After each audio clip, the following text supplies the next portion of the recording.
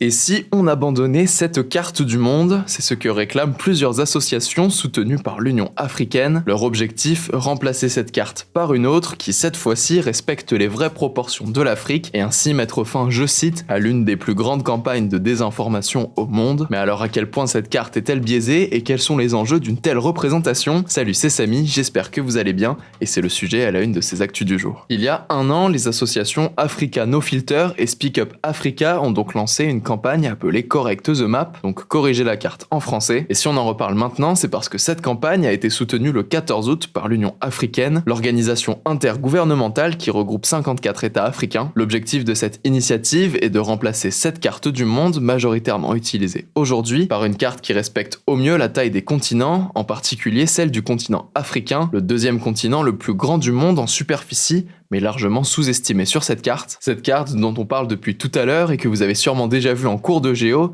s'appelle la projection de Mercator. C'est la carte la plus utilisée. Elle a été créée au XVIe siècle pour la navigation. À l'époque, elle s'est imposée comme le planisphère de référence dans le monde grâce à sa précision pour les voyages marins. Mais le problème, c'est qu'elle déforme la taille des continents. Tout l'enjeu des cartes, c'est en fait de traduire le plus fidèlement possible la réalité de notre planète, qui est un globe sur une surface plane. Mais ce n'est pas si évident et c'est pour ça qu'il existe tout un tas de cartes aujourd'hui. Pour revenir à Mercator, son problème, c'est qu'elle agrandit notamment les zones proches des pôles, comme l'Amérique du Nord et le Groenland, et rétrécit l'Afrique et l'Amérique du Sud, qui ont l'air plus petites qu'elles ne le sont en réalité. L'exemple le plus concret, c'est le cas du Groenland, qui semble presque de la même taille que l'Afrique, alors qu'il est en réalité 14 fois plus petit que le continent africain. On ne s'en rend pas bien compte non plus sur cette carte, mais dans les faits, si on additionne la superficie des États-Unis, de l'Inde, de la Chine, du Mexique et du Japon, on ne dépasse pas la superficie de l'Afrique. Cette déformation des continents vient notamment du fait que la projection de Mercator est une projection dite cylindrique. C'est comme si on imaginait un cylindre autour de la Terre et qu'on projetait dessus la surface de la Terre. Le cylindre est ensuite déroulé pour en donner une carte plate. Et je vous le disais tout à l'heure, il existe de nombreuses cartes avec des techniques différentes. On a par exemple la projection de Gale-Peters qui conserve la superficie réelle des continents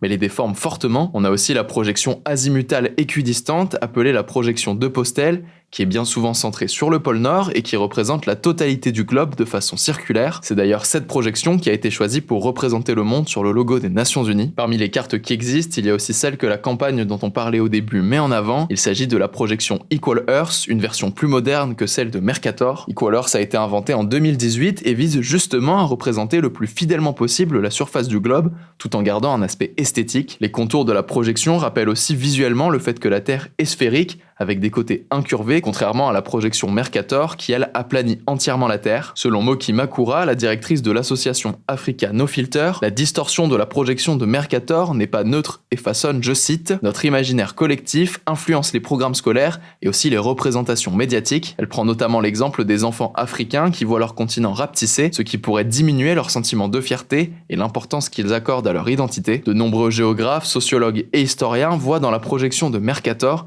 une vision du monde héritée de l'époque coloniale, avec d'un côté l'Europe et l'Amérique du Nord bien plus vastes qu'elles ne le sont, et de l'autre les pays du Sud amoindris par rapport à leur taille réelle. Consciemment ou non, la projection de Mercator influence en quelque sorte la façon dont nous percevons la planète et ses espaces, et crée donc un sentiment eurocentré qui date de l'époque de sa création. En fait, selon ses détracteurs, cela signifie que cette carte mettrait en avant une façon de voir le monde où l'Europe est placée au centre comme référence principale et modèle à suivre, ce qui peut conduire à minimiser et mettre de côté les autres cultures et histoires. Les associations souhaitent donc que des organisations comme la Banque mondiale et les Nations Unies adoptent au quotidien la carte Equal Earth, notamment dans leur communication. Sur ordinateur, Google Maps est déjà passé de Mercator à une vue du globe 3D en 2018 pour être plus fidèle à la réalité. On vous tiendra donc au courant si jamais des changements viennent à se décider prochainement. On continue avec le reste de l'actualité en bref et on commence avec cette actu.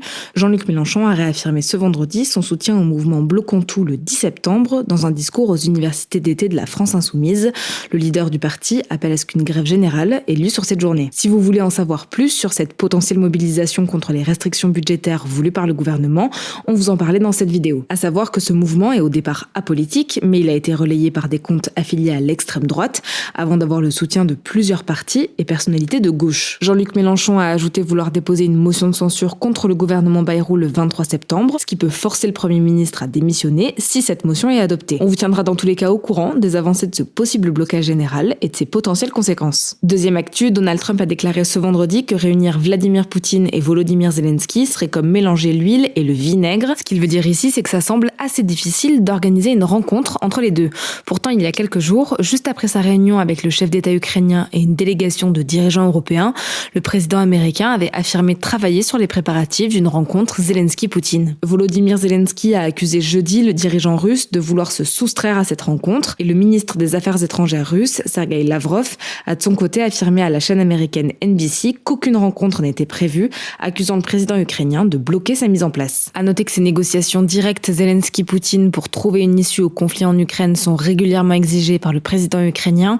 Ce dernier souhaite notamment discuter des territoires que la Russie souhaite annexer à l'Ukraine, une condition qui est imposée par Vladimir Poutine pour parvenir à un accord de paix, mais qui est refusée catégoriquement par Volodymyr Zelensky. Parmi les régions concernées, il y a celle de Donetsk, à l'est de l'Ukraine, où la Russie a revendiqué la prise de 2 villages ce samedi. Et enfin, l'établissement français du sang, l'organisme public chargé de collecter et distribuer le sang en France, a annoncé ceci: les données mentionnant les relations homosexuelles des personnes venant donner leur sang vont être supprimées. En fait, ce qu'il faut savoir, c'est que avant 2022, l'orientation sexuelle des donneurs de sang était demandée avant qu'elles puissent faire un don. La raison, c'est qu'un donneur ne pouvait pas donner son sang s'il avait eu une relation homosexuelle moins d'1 an avant un don, une contre-indication qui a ensuite été baissée à 4 mois en 2019. À noter qu'entre 83 et 2016, il était interdit pour les personnes homosexuelles de donner leur sang. Mais même si maintenant c'est possible pour elles de donner leur sang quelle que soit la date de leur dernier rapport, les données sur leur orientation sexuelle qui étaient demandées lors des entretiens préalables au don avaient été conservées et archivées.